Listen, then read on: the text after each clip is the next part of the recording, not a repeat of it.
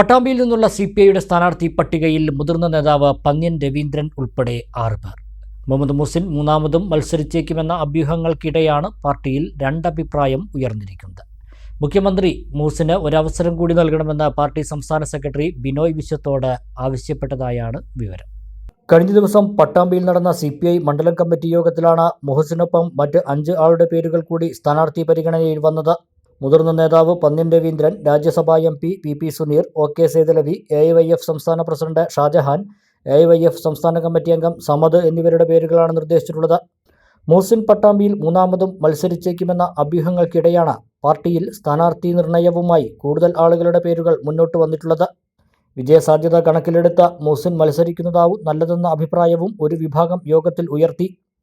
അതേസമയം നിലവിലെ സാഹചര്യത്തിൽ മുഹ്സിന് ഒരവസരം കൂടി നൽകണമെന്ന് മുഖ്യമന്ത്രി CPI സംസ്ഥാന സെക്രട്ടറി ബിനോയ് വിശ്വത്തോട് ആവശ്യപ്പെട്ടതായാണ് വിവരം.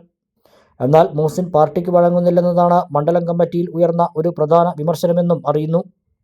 മണ്ഡലം കമ്മിറ്റി നിർദ്ദേശിച്ച പേരുകൾ ഇന്ന് ചേരുന്ന ജില്ലാ കൗൺസിലിൽ ചർച്ച ചെയ്ത ശേഷമാകും തീരുമാനമുണ്ടാവുക. സമവായ നീക്കങ്ങളുടെ ഭാഗമായി ചില പുതിയ പേരുകളും ചർച്ചയിൽ ഉയർന്നു വന്നേക്കുമെന്നും വിവരമുണ്ട്.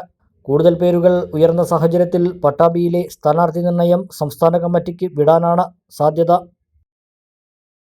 ചെറിയ പെരുന്നാളിന്റെ വലിയ സന്തോഷങ്ങൾ ഇമ്മാനുവൽ സിൽക്സിനോടൊപ്പം ആവട്ടെ. Immanuel Silks M Space shopping centre, മേലെ Pattambi, also at Kannur, Kanhangad and Iritty.